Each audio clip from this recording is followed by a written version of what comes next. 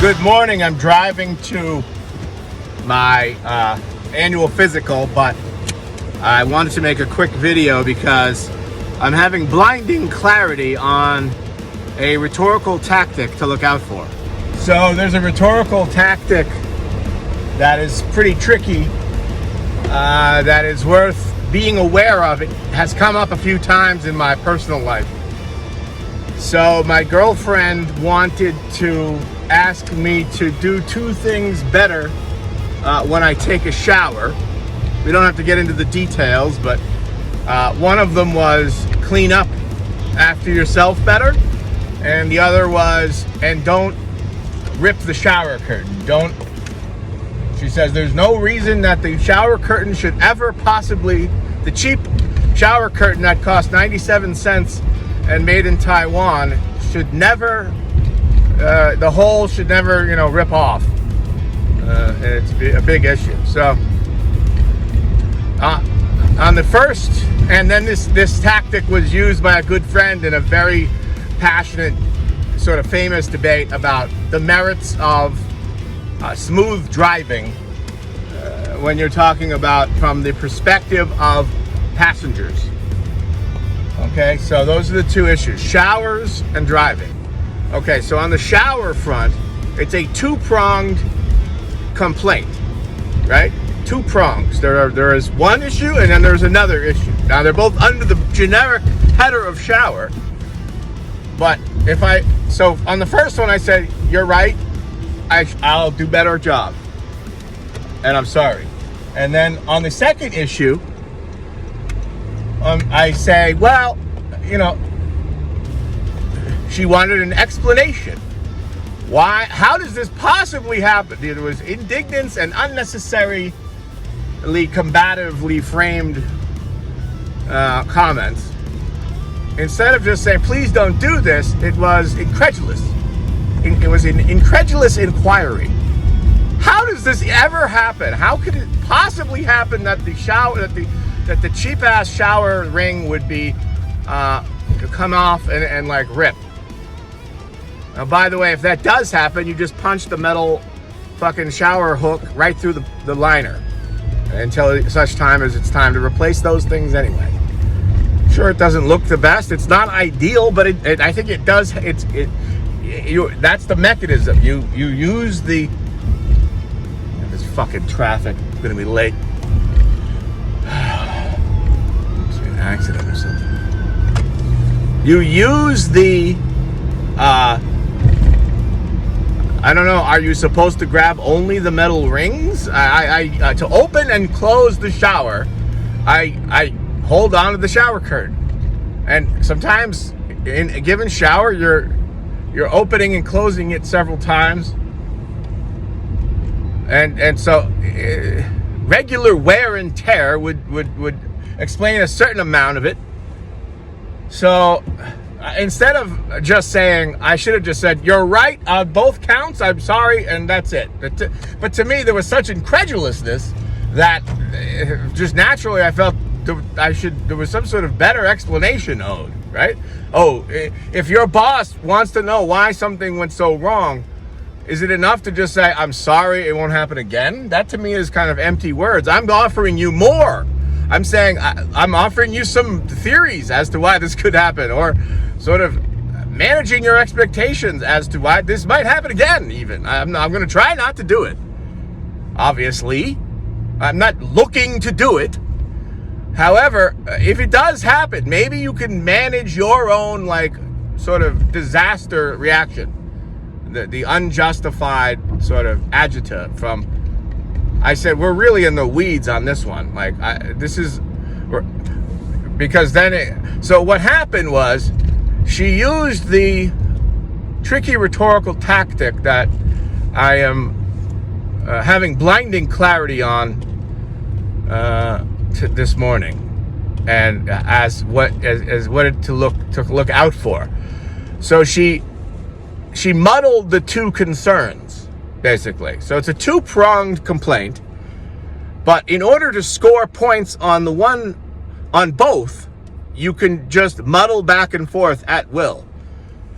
So please keep the shower clean or please clean up better, and don't destroy the shower curtain. Now, if I say, okay, there might be reasons why the shower curtain does that, and go into my strictly shower curtain discussion. Within the realm of shower curtains, there is a discussion there that maybe is worth having. So I said, well, but this might happen with the shower curtain. And her response essentially is, so you think you're justified to make a mess? And I said, well, wait a minute. I'm agreeing to the first charge. And to the second one, I have sort of a caveat. And so instead of kind of taking on the second prong of the issue on the merits of the issue, a general muddle of, well, if you're pushing back on the one, therefore you're now liable to be pushing back on the other one, which you've already agreed to, so I know it's a weaker case. So famously, Dave and I had this argument about the merits of smooth driving, which was, and he was complaining that I was wrong, and separately, that it was not a good time to be discussing it, because it was in, so his girlfriend found a wedge issue and put me on the spot. As a professional driver, what do you have any opinion on this? For someone who drives every fucking day, 12 hours a day, do you have any opinion at all on the merits of smooth driving? Has this something that occurred to you to think about it all in your whole life, which is what you do for a job? Yeah, and so yes, actually, I do have some thoughts on this. And maybe Dave might not like them. I think he could be driving more smoothly. I think he could be more mindful of the passengers in the vehicle. The deal with passengers is kind of, it's their call. If your passengers are saying, hey man, please slow down, I feel unsafe, that is their you can't necessarily argue back what their subjective experience is. They feel unsafe. I mean, okay, they're the ones determining how that is formulated, so they feel unsafe. So there's not all that much you can do rhetorically to get out of that. You might want to just consider slowing down. That's always an option. And see, I'm driving alone right now. I'm driving alone. There's a certain way you drive alone. You're not shaking anyone around. I'm late. Doesn't matter. Now, when you have people in the car, or you're towing something, or driving a larger vehicle, or you're driving people who are trying to enjoy their evening with a beverage or eating, smoothness, I would argue, is paramount.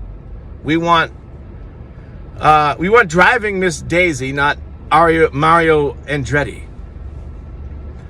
So there is a discussion to be had, perhaps, on my thoughts on smooth driving, who does it well, who doesn't, when it's a good time to do it.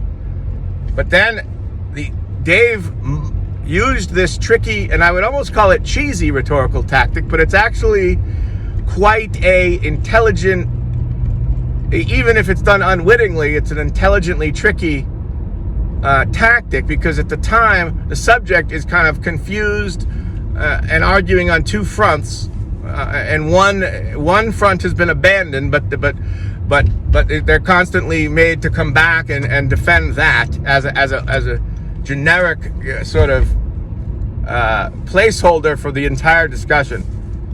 So Dave's complaint that had merit, I thought, was the appropriateness of discussing it then. I should have. Now, we had been out to a brewery and in a drinking mood, and when Dave and I get in an argument, like, it could be a stem winder. Like, we've had a few, and we're gonna continue. But sure, there's an argument for the appropriateness of how long should this discussion have gone on? Should it have been entertained at all? Should I have said anything? Should I have just agreed that the driving was fine when I don't think so? Should I lie? Should I put my own professional professional reputation sort of at risk and sign off on bad driving as if it has my imprimatur when it could be further from the truth. So in that moment, I thought we could handle the truth, and maybe people would learn something. No one's always right about everything, right? So perhaps on some level I have a point on that one issue, within the realm of the merits of the case. So when Dave went to complain and prosecute me on this several times afterwards, inevitably, as I would be defending the merits of the case, he would drag the discussion back onto the more favorable ground of, well, I shouldn't have been talking about it. And I would say, okay, that is a good point. Within the realm of the appropriateness of talking about it, that is one charge I will plead guilty to and apologize. However, on the merits of the case, on the subject, the core subject, smooth driving, is it worthwhile? I have plenty to say on that. Whether or not you want to hear it, I guess, or that obviously is a tricky determination to make. But this is what happened to me. Essentially, I ended up having to apologize for the whole thing, even though, and afterwards I felt odd. I was like, well, wait a minute. I still